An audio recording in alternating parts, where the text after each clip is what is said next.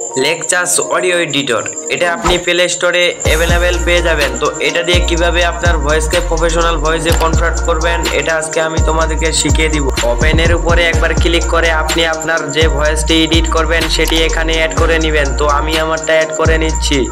এখানে দেখবেন যে একটা ইফেক্ট অপশন আছে, তো ইফেক্ট অপশনের উপরে একবার ক্লিক করে তারপরে দেখবেন যে নয়েজ এখানে অ্যাপ্লাই করে দিতে হবে। এটা স্ক্রিনশট দিয়ে তুমি রাখতে পারো।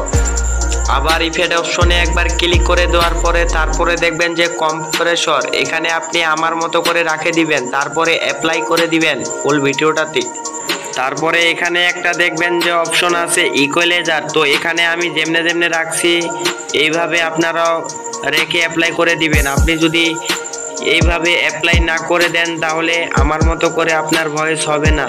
তো বাট আপনি এইভাবেই করে দেওয়ার চেষ্টা করবেন। আবার মেনুতে চলে আসবেন। মেনুতে চলে আসার পরে নিচে দেখবেন যে স্টেনো মোড, তো এখানে আপনি ফুল ভিডিওটাকে অ্যাপ্লাই করে দিবেন, তারপরে নরমালাইজ করে দিবেন যাতে এডিটিং না মনে হয়।